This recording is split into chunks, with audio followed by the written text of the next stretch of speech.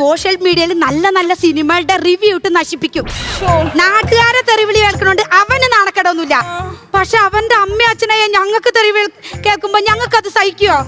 മോൾക്കറിയോ അവന്റെ അച്ഛൻ എങ്ങനെയാ മരിച്ചതെന്ന്? എങ്ങനാ? ഈ ലോകത്തിൽ ആദ്യമായിട്ട് ഒരാൾ തുമ്മി തുമ്മി മരിച്ചിട്ടുണ്ടെങ്കിൽ അത് അവന്റെ അച്ഛനാ.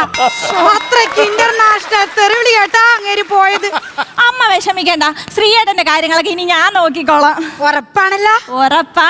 കെട്ടിയെടുത്തവന്റെ അല്ല, കെട്ടിയവന്റെ കാര്യങ്ങൾ നോക്കേണ്ടത് ഒരു ഭാര്യയുടെ കടമയല്ലേ അമ്മേ? അമ്മ അടുക്കളയിലോട്ട് ചെല്ല്. ശരി മോളെ. ശരി അമ്മേ. ചുരുക്കം പറഞ്ഞാ ഞാൻ കേട്ടത് സൈക്കോയായ ഒരു ചെകുത്താനെയാ. സുരഭിലയാമങ്ങളെ മടിയിലുറാൻ പൂവിനെത്ത മധുവിധുരാവുകളെ സുരഭിലയാമങ്ങളെ മടിയിലൊരാൻ പൂവിനെത്ത. മോളെ എന്താ അച്ഛാ? അച്ഛനോ? അല്ല, വീട്ടിൽ അച്ഛൻ എന്നെ ഇങ്ങനെ വിളിക്കുന്ന അതുകൊണ്ടാ. Don't repeat reverse reverse. മോളുസേ എന്താ ഒന്നും മിണ്ടാത്തെ?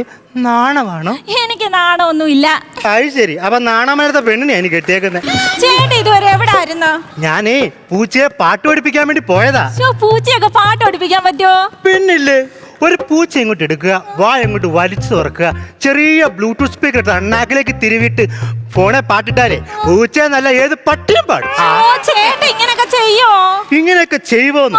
കഴിഞ്ഞ കർക്കടവാവിന് ബലിച്ചോറിന്റെ അപ്പുറം മട്ടൻ ബിരിയാണി കൊണ്ടുവച്ച് കാക്കെ പോലും കൺഫ്യൂഷൻ ആക്കിയാണ് ഞാൻ. ഇത് ഒരു ട്രാൻസ്ഫോമറിന്റെ കറണ്ട് പോരാതെ വരും ഇതിനെയൊക്കെ നേരെ ആക്കണമെങ്കിൽ.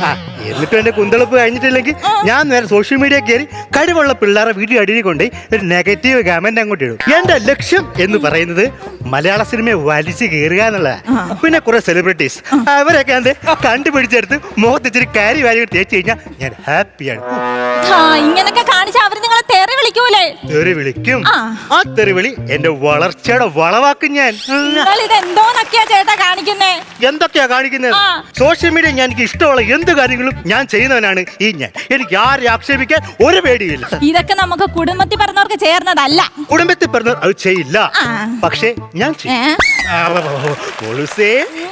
ഈ രാത്രി നമ്മൾ ഇതൊക്കെ പറഞ്ഞോണ്ടാണോ നിൽക്കേണ്ടത്? നമ്മുടെ ആദ്യരാത്രിയല്ലേ മോളുസ്? മൂടുള്ള എന്തെങ്കിലും ഒന്ന് പറഞ്ഞേ. ചേന ചേമ്പ് കാച്ചില്. എന്തിന്?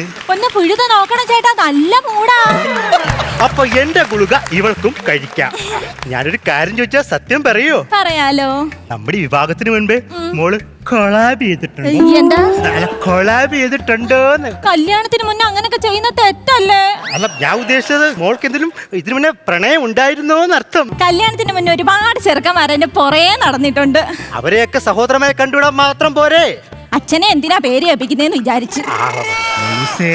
ശ്രീയേട്ടാ, മോളൂസിന് ശരിക്കും എന്തെങ്കിലും ആഗ്രഹങ്ങളൊക്കെ ഉണ്ടോ? പറയട്ടെ.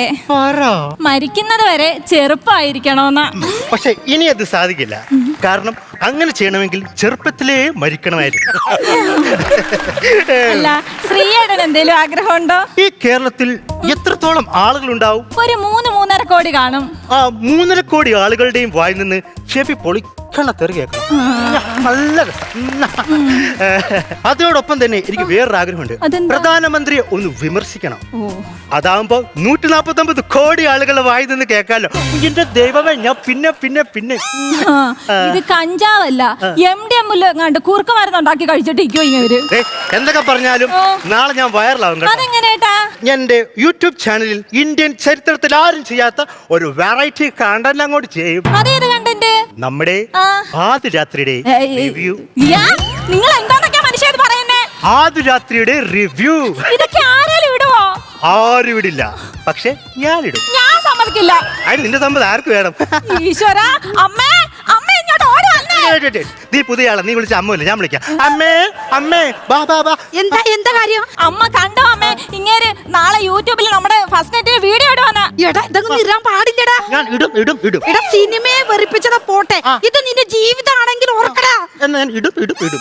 ഏട്ടാ, നിങ്ങൾ ഇടുവോ? ഇടും. ഉറപ്പാണോ? ഇടും ഇടും ഇടും. അമ്മേ, ശ്രീയേട്ടൻ വീഡിയോ ഇടുവന്ന്. ഒരു മിനിറ്റ്. ശ്രീയേട്ടാ, അയ്യോ മോളെ, ഒന്നിങ്ങി വന്നേ. ആൾക്കാർ തല്ലി പിടിച്ച കൈയാണ്, കമ്പിയാണ് ഊരിപ്പോ. ഇവളുടെ ഒരു തിടുക്കം. ഈശ്വരാ, ഇവൻ ഇതെന്താ ഇങ്ങനെ? ഉരുളി കമിഴ്ത്തിണ്ടായ ചെറുക്കനാ. ആ അവനെ പറഞ്ഞിട്ടും കാര്യമൊന്നുമില്ല. ആക്രിക്കടയിൽ സെക്കൻഡ് ഹാൻഡ് ഉരുളി വാങ്ങിച്ച് കമിഴ്ത്തിയ ഈ ടൈപ്പല്ലേ കിട്ടൂ.